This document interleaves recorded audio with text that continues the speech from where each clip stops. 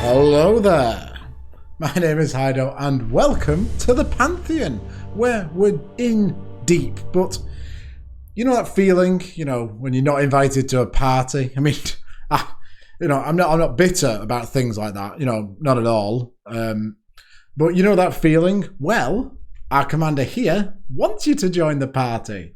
It's Nalia de Anis... I've no idea. I'm terrible with names. But this is a 3-mana 3/3 human rogue. You may look at the top card of your library anytime. Ooh, wonder what's on there. And you may cast cleric, rogue, warrior, and wizard spells from the top of your library. Beginning of combat on your turn, if you have a full party, put a 1/1 count on each creature you control, and those creatures gain death touch until end of turn. A formidable attacking force. Really, really cool, and it's a good payoff for party, pumping all the team. But the fact that you can churn through your deck and just keep digging and digging and digging further is the real reason you want to play this. And for 3 mana, it's pretty good. Pretty good, it's I've seen a lot worse. And you know what isn't bad? Or worse in any way, it's subscribing to my channel. I'm going to be making tons more videos, so come along for the ride. But this is a party that you can come along to. Hey, it's not like high school at all. And let's have a look at number 5, because high school was pretty rubbish, to be fair, wasn't it? But if we're playing party, we want things that take advantage of party, and Coveted Prize is one of the best. 5 mana for a sorcery. Spell costs 1 generic less for each creature in your party. So if you have a full party, this costs a single black. But what does it do? Well, you can search your library for a card, put it into your hand, shuffle your library.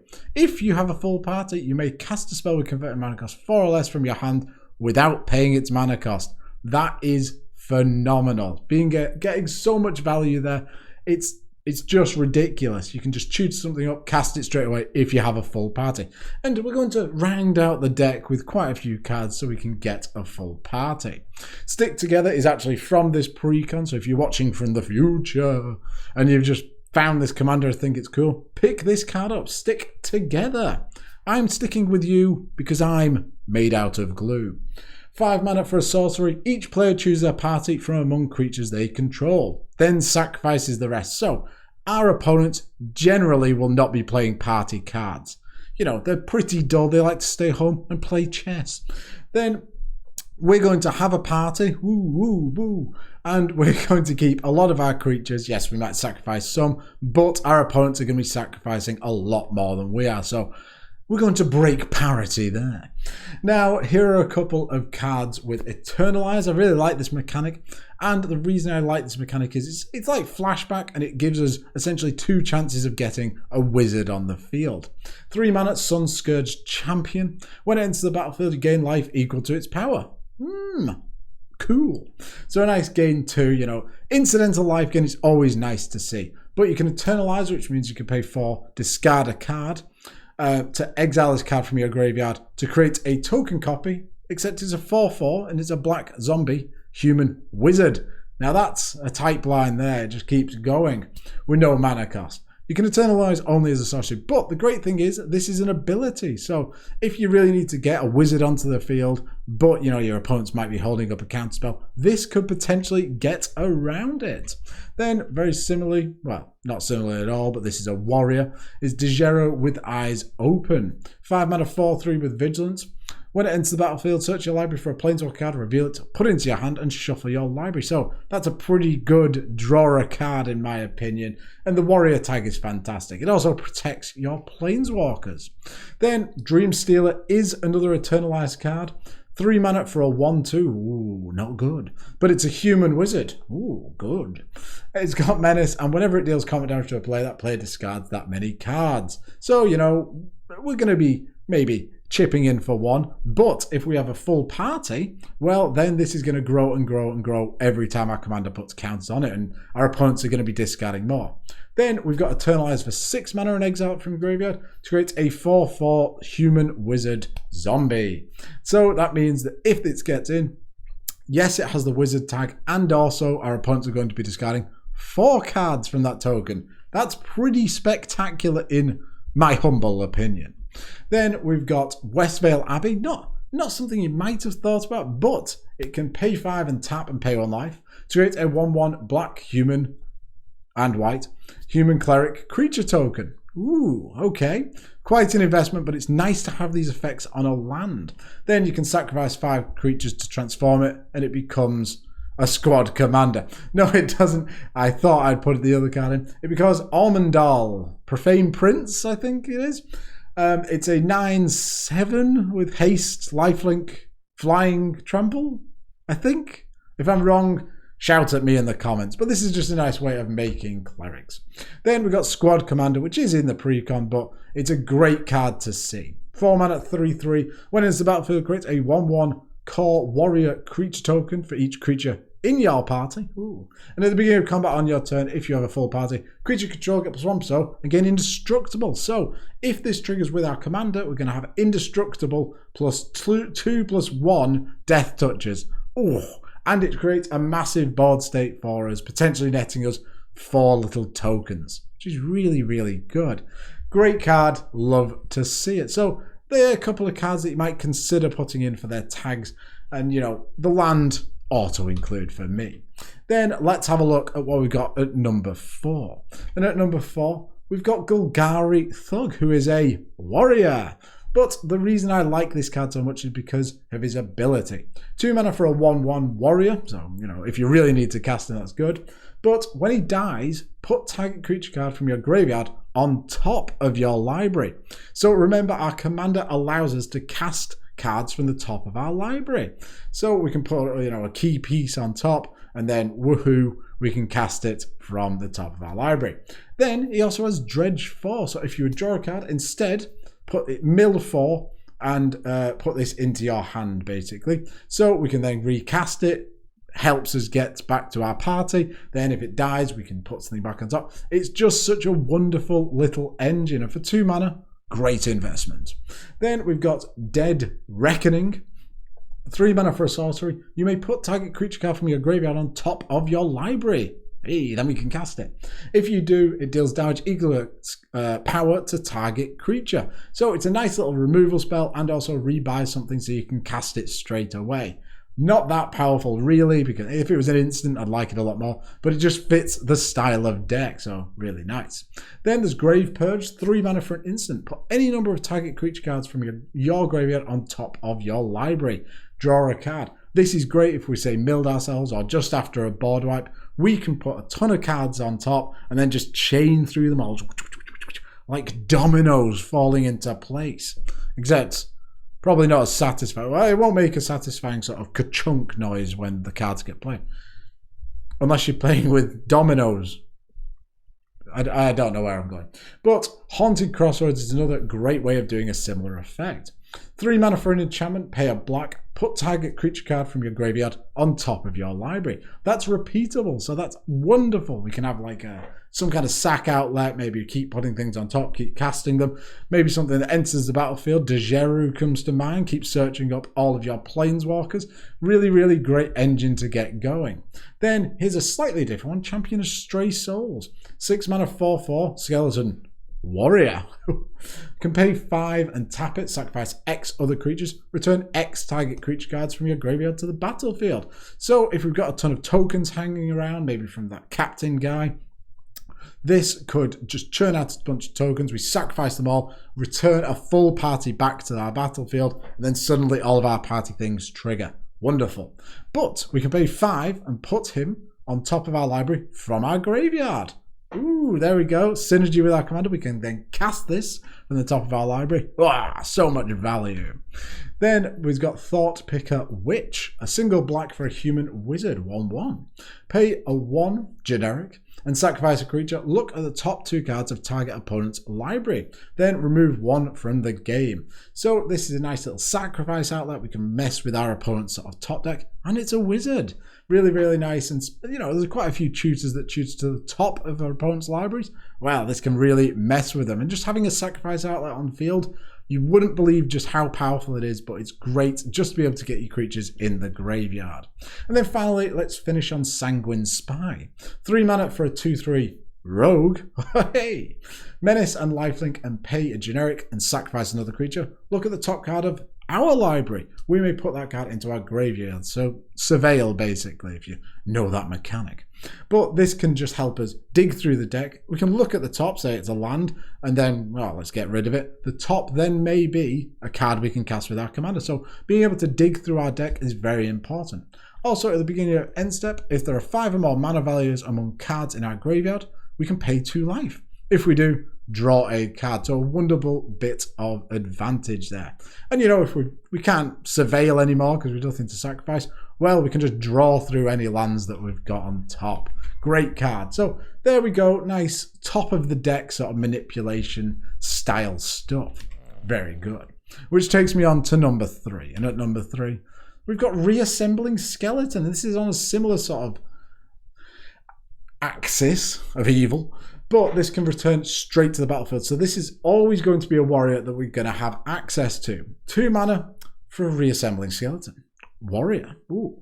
1/1 and pay 2 mana, return it from the graveyard to the battlefield tapped. So this is going to guarantee that we can always get our warrior tag, because maybe we can sacrifice it, goes to the graveyard, where, you know, it dodges an exile wipe or something like that. Then we can just bring it back for 2 mana. And again, like I said earlier, this avoids counterspells, which are the bane of everyone's existence. Then there's Coughing Queen for a more reanimation style of deck. 3 mana for a 1/1 zombie wizard. You may choose not to untap Coughing Queen during your untap step. Pay 3 tap, put target creature card from a graveyard onto the battlefield under your control.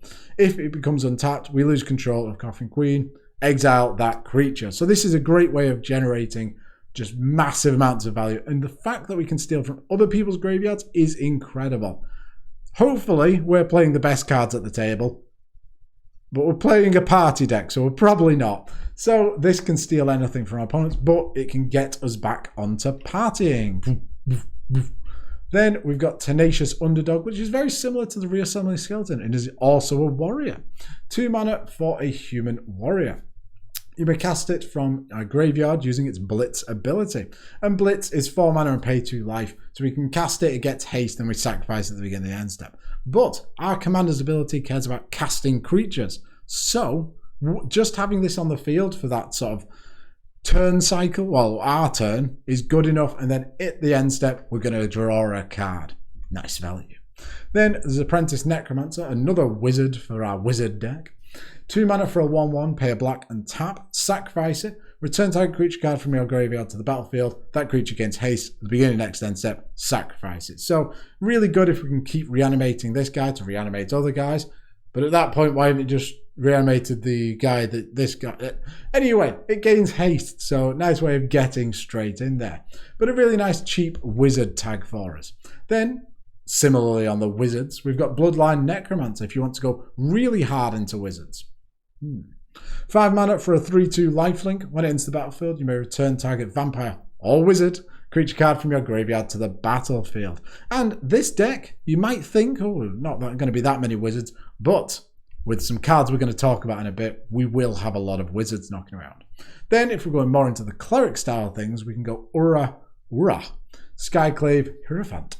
4 mana for a 3/3 lifelinker. When it or another cleric you control dies, return target cleric card with lesser convert mana cost from your graveyard to the battlefield. That's really, really nice and can create sort of a really cool aristocrat style deck. Not aristocrats, remember that. And then if we're playing lands, which, you know, generally we do in Magic, Emeria's Sky Ruin is quite good, even though we are a 2-color deck. So it's a land that enters the battlefield tap, and at the beginning of your upkeep, if you control 7 or more planes, you may return target creature card from your graveyard to the battlefield. It taps for a white. So this is just great incidental value, and yes, the land may enter tapped, but if it's going to be generating tons of value and reanimating loads of stuff, well worth it. Really great card. So it's a nice bit of reanimation to the battlefield style action. Which takes me on to number 2. And our commander gives Death Touch, if you remember. So granting First Strike and Death Touch is simply phenomenal. 6 mana for a 4/4 Angelic Skirmisher. Flying, and at the beginning of each combat, choose First Strike, Vigilance, or Lifelink. Creatures you control gain that ability until end of turn. Sadly, she doesn't join our party. She's sort of sitting on the outside. Maybe she's bought the alcohol for the underage partiers that have joined. They've got fake IDs. Ridiculous. I personally don't condone such actions. Anyway, this can grant First Strike on the turn that we get Death Touch. First Strike and Death Touch, obviously fantastic. No one can block that well unless they have First Strike, but at that point, screw them. But then Vigilance and Lifelink, and remember it's each combat, so on our opponent's turns we can give Lifelink, so when we block we're going to gain a top life. Just so flexible and fits great in the deck. Then Odric Lunarch Marshal is great if we've just got one thing with First Strike. 4 mana, 3/3 human soldier.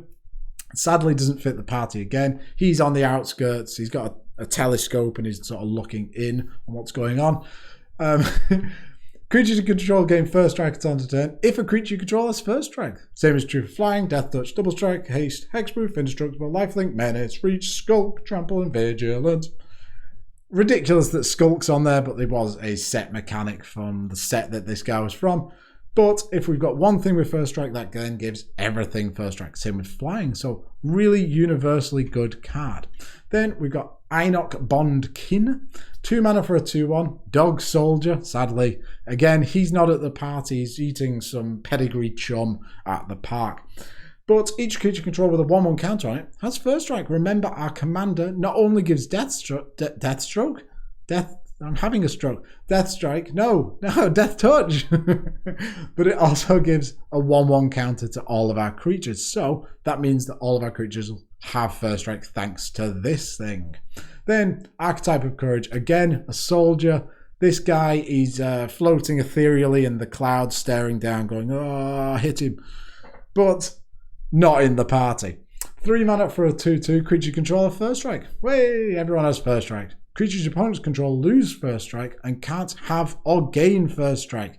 Really, really nice. The fact it's an enchantment does suck a bit because it can be removed by enchantment removal, but if that happens, c'est la vie. And there's some nice First Strike sort of cards that work very well with the Death Touch our commander grants. Which takes me on to number 1.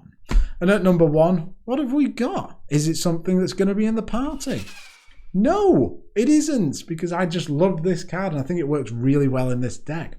Haken Stromgald Scourge. 3 mana for a 3/3 zombie knight. Not in the party. Where is he? He's under the floorboards trying to sort of rip his way through and then devour the ankles of people, partygoers and that, such things. Anyway, you may play Haken from your graveyard, but not from anywhere else. So you've got to somehow get him in the graveyard, maybe discard him, maybe mill him, entomb him, something like that. As long as he's in play, you may play night cards from your graveyard. Okay, interesting. When it is put into a graveyard from play, you lose 2 life. Now that's the real meat and potato. That's the reason we're playing him. No, I jest. It's because he's 3 mana. No. I continue to jest. What a joker I am. But the night cards being able to be played from the graveyard. Why is that so good? Well, with a party deck, I'd play a lot of things with Shapeshifter, which innately have the Changeling ability, which means this card is every creature type. So this is a knight. Crib Swap is a 3 mana Changeling instant. Exile target creature, its controller creates a 1/1 color Shapeshifter creature token with Changeling. So, worst comes to worst, we can use this on our own creature to give us a Changeling to, make sure that we got our party. But if we have good old party Haken on the field, we're going to be able to cast that over and over again because it's a knight. So we can just use this over and over again, and it doesn't go to exile. It just sits in your graveyard, and so we can cast it on everything. We can exile every commander that ever comes on the field, so long as we control Haken. Similarly, we've got Nameless Inversion, 2 mana for an instant tribal Shapeshifter. It's Changeling, so it's a knight, but it's also a party member. Whoa, look at this party guy. He looks horrible. Target creature gets +3, -3, and loses all creature types until end of turn. So this is something we just recast over and over again. Wonderful. I love it. I love it. I love it. It's just brilliant. And with our commander, this is also a rogue. So we can cast this off the top of our library. So much synergy. I love it. Then we've got Black Market Connections, 3 mana. I think this is from this precons particularly. We give you a pre-combat main phase. Choose 1 or more. I can't read the slanted writing. It's too far from my face. Create a treasure token, lose 1 life. Or draw a card, lose 2 life. Or create a 3/2 colorless shapeshifter creature token with Changeling, so it's everything. You lose 3 life. Ooh, really, really good. Tons of value. Nice bit of ramp, nice bit of card draw, and it helps build our party members out. Brilliant. Really, really good. Then there's Grave Shifter. 4 mana for a 2/2 Changeling. Oh my god, it's a knight. And when it enters the battlefield, you may return target creature card from your graveyard to your hand. Ooh. Come back to my hand, tiny cleric. Let's move on. Then we got the irregular cohort, which again I think is in the precon. 4 mana 2/2 Changeling, so it's every creature type. My god. But when it comes in, you get a 2/2 Changeling. So this is 2 of our party members in 1. You know, they came to party and they brought it to town. Then finally, there's Mirror Entity, a fantastic win condition. 3 mana 1/1 Changeling. Oh my god, it's a knight, but it's also a rogue, it's a warrior, it's everything. Pay X, creatures you control, become XX and gain all creature types until end of turn. Ooh. Guarantees us having our party. And we can just pump tons of mana into the X and grow everything to be ridiculously big, swing in and win the game.